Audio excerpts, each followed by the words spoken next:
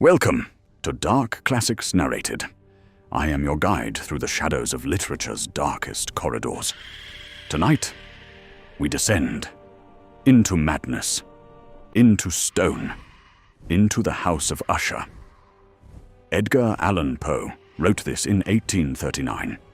He never fully recovered from what he imagined. Neither will you.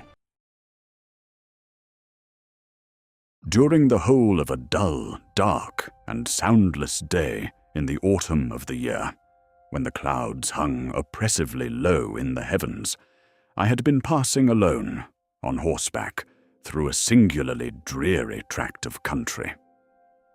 At length, I found myself, as the shades of evening drew on, within view of the melancholy house of Usher. I know not how it was, but with the first glimpse of the building, a sense of insufferable gloom pervaded my spirit. I looked upon the scene before me, upon the mere house and the simple landscape features of the domain, upon the bleak walls, upon the vacant eye-like windows, upon a few rank sedges, and upon a few white trunks of decayed trees, with an utter depression of soul.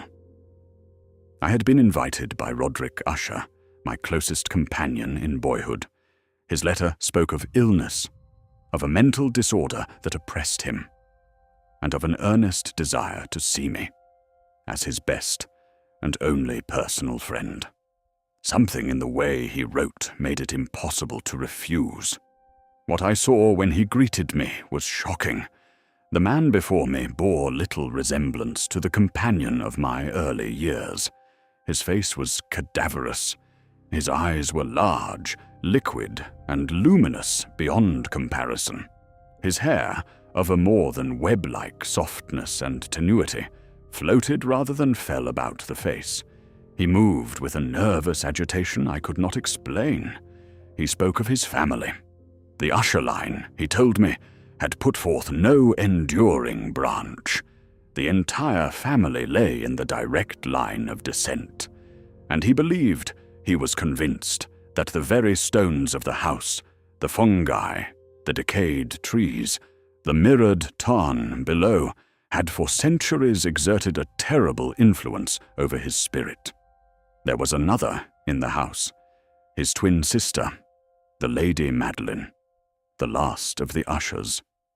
She suffered from a mysterious illness that had long baffled her physicians, a gradual wasting away of the person, a frequent and transient loss of consciousness. As I arrived, she passed through a distant part of the chamber, and the moment I saw her, a sensation of stupor oppressed me that I struggled to shake.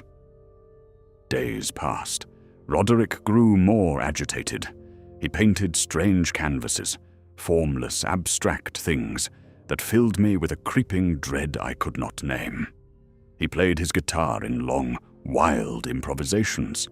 He read to me from obscure, forbidden books.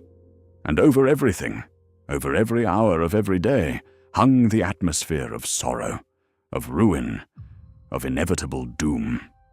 Then Roderick informed me that his sister had died. He intended, he said, to preserve her body temporarily in one of the vaults beneath the house. He asked for my assistance. I helped him. We placed the Lady Madeline in her coffin and sealed the iron door of the vault behind us. I noticed as we did so that her cheeks still held a faint blush, that on her lips there lingered a suspicious, lingering smile. I said nothing. After that night, the change in Roderick was catastrophic. He wandered the chambers without purpose. He stared at nothing for hours. He muttered things I could not hear. And I began to feel it too. A creeping, nameless terror that I could not attribute to any dream, to any shadow, to any rational thing. One night, a stormy night, when the wind howled and the clouds boiled, I could not sleep. I took up a book and began to read aloud to quiet my nerves. It was a romance of an ancient knight, and as I read, I heard sounds that corresponded, moment by moment, with what I read. The cracking of a shield, a shrieking and grating sound, a hollow, metallic reverberation. Roderick sat across from me, rocking gently, speaking in a low, unintelligible murmur. I stopped reading. He spoke clearly then, quietly, almost peacefully. "We have put her living in the tomb." I heard it then, at the outer door. A heavy footstep, a slow movement. The massive door swung open. There stood the Lady Madeline of Usher. Her white robes were stained with blood. The evidence of some bitter struggle was upon every portion of her emaciated frame. For a moment she trembled on the threshold. Then, with a low moaning cry, she fell heavily inward upon her brother, and in her violent and final death agonies bore him to the floor, a corpse. I fled.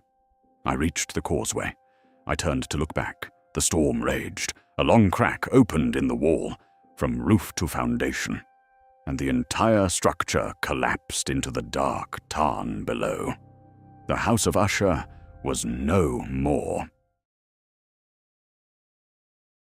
And so, the line of Usher ends, as all things built on madness must, not with a whisper, but with stone and water and silence. Thank you for walking these dark corridors with us tonight. If you dare to return, Dark Classics Narrated will be waiting, like it always is, in the dark